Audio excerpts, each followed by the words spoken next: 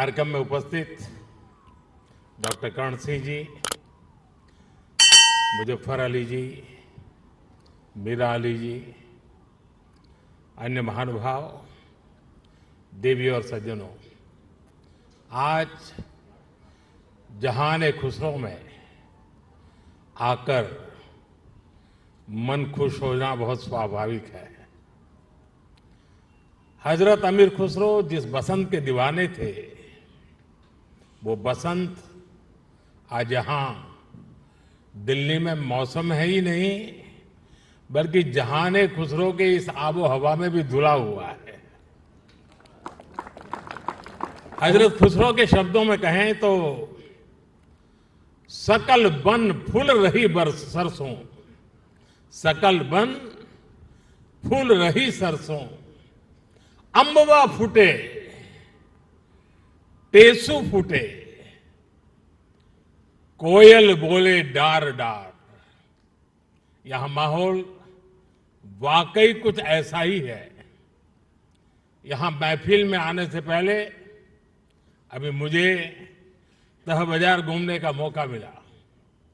उसके बाद बागे फिरदौस में कुछ साथियों से भी अलब जलब दुआ सलाम हुई।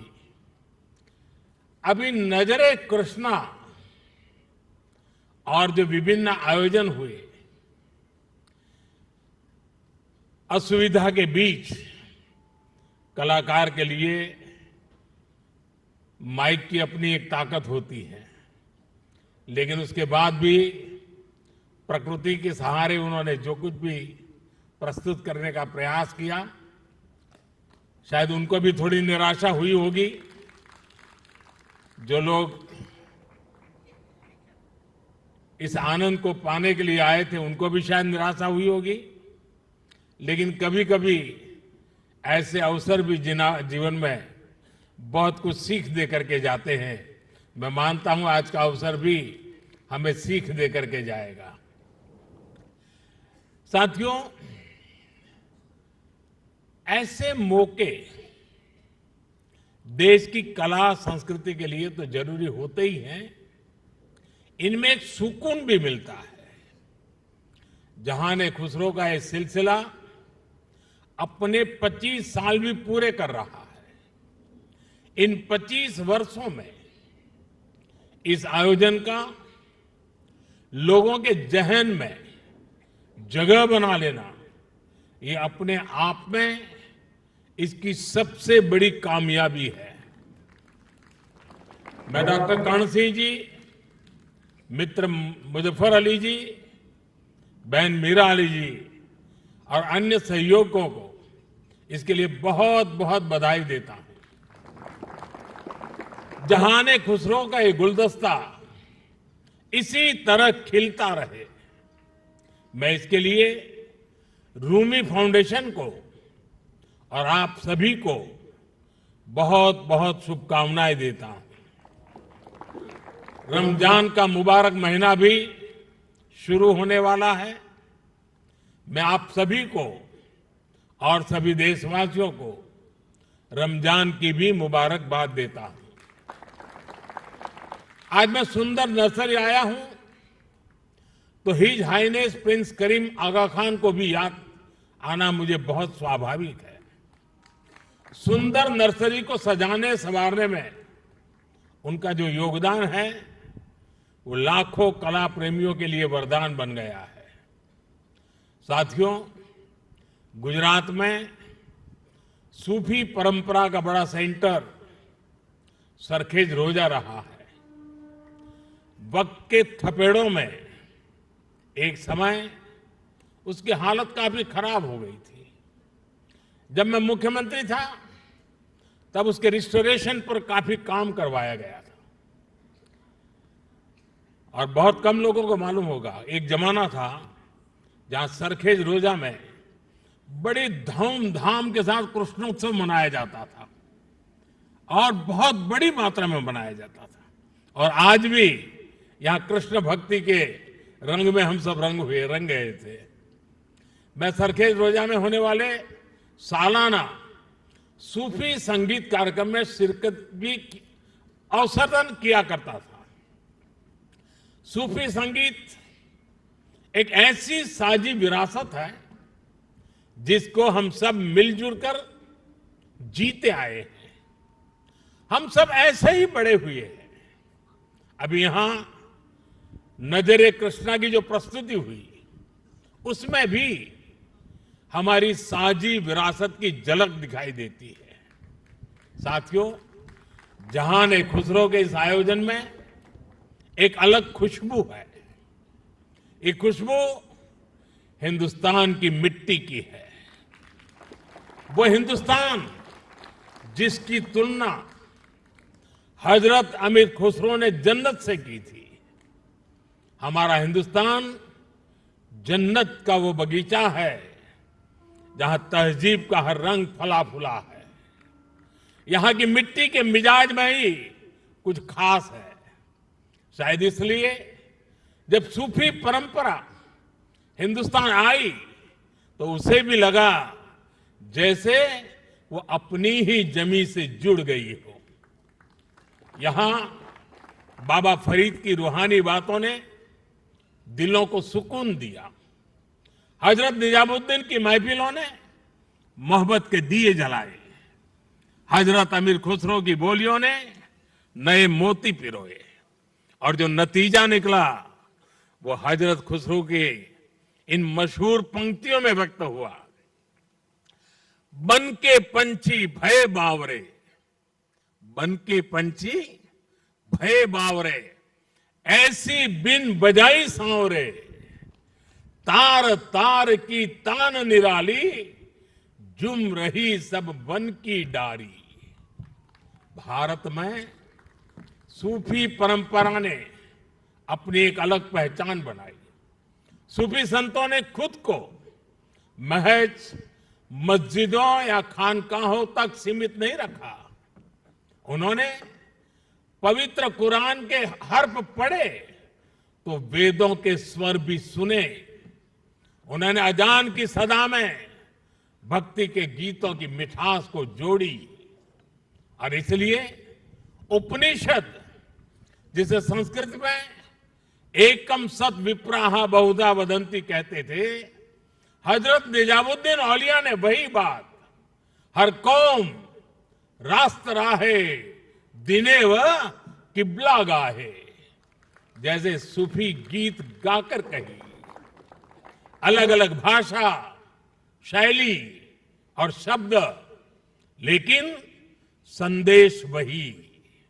मुझे खुशी है कि आज जहान खुसरो उसी परंपरा की एक आधुनिक पहचान बन गया है। साथियों, किसी भी देश की सभ्यता उसकी तहजीब को स्वर उसके गीत संगीत से मिलती है। उसकी अभिव्यक्ति कला से होती है।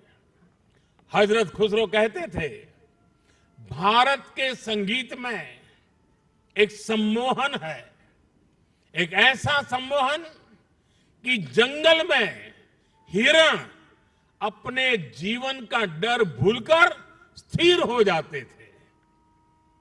भारतीय संगीत के इस समंदर में सूफी संगीत एक अलग रौ के तौर पर आकर मिला था और इस समंदर की खूबसूरत लहर बन गया। जब सूफी संगीत और शास्त्रीय संगीत की वो प्राचीन धाराएं एक दूसरे से जुड़ी तो हमें प्रेम और भक्ति की नई कल कल सुनने को मिली। यही हमें हजरत खुसरो की कवाली में मिली। यही हमें बाबा फरीद के दोहे मिले, बुल्ले शाह के स्वर मिले, मीर के गीत मिले। यहां हमें कबीर भी मिले, रहीम भी मिले और रसखान भी मिले। इन संतों और औलियों ने भक्ति को एक नया आयाम दिया। आप चाहे सूरदास को पढ़ें या रहीम और रसखान को, या फिर आप आंख बंद करके हजरत खुसरो को सुने। जब आप गहराई में उतरते हैं तो उसी एक जगह पहुंचते हैं। ये जगह है आध्यात्मिक प्रेम की वो ऊंचाई जहां इंसानी बंदी से टूट जाती है और इंसान और ईश्वर का मिलन महसूस होता है। आप देखिए, हमारे रसखान मुस्लिम थे, लेकिन वो हरिभक्त थे। रसखान भी कहते हैं, प्रेम हरि को रूप है, त्यों हरि प्रेम स्वरूप।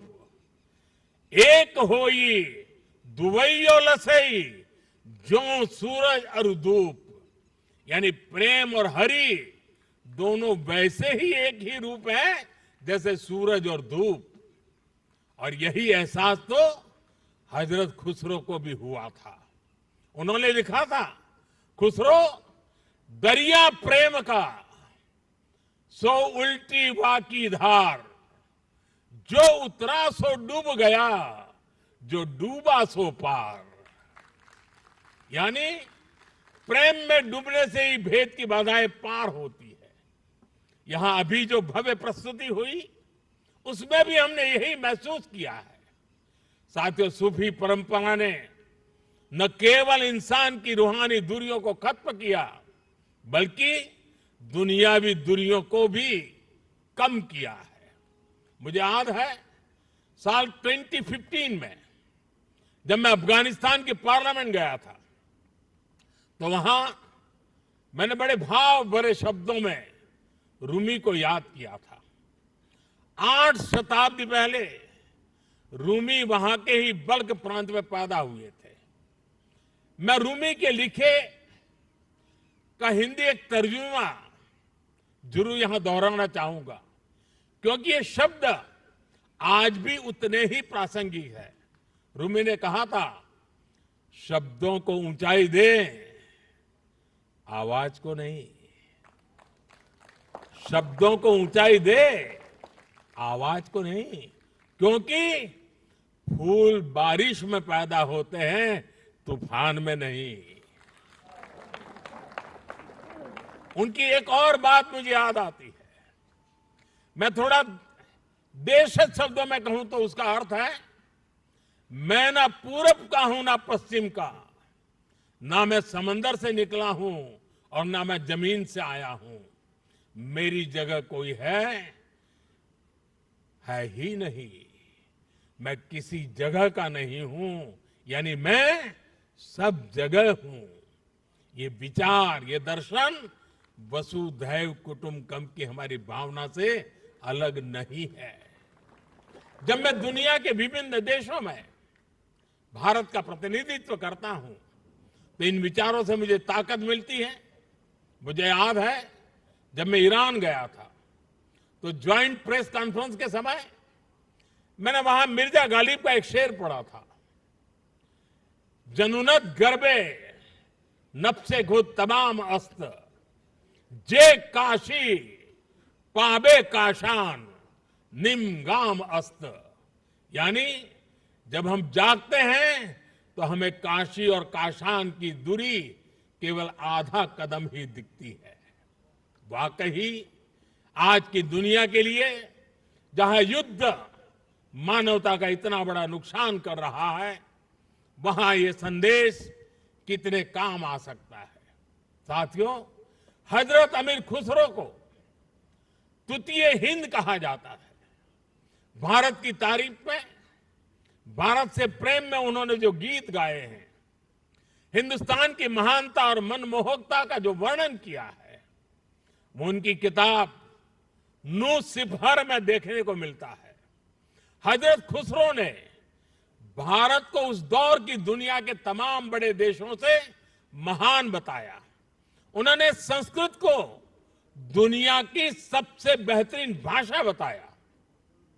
वो भारत के मनुष्यों को बड़े बड़े विद्वानों से भी बड़ा मानते हैं।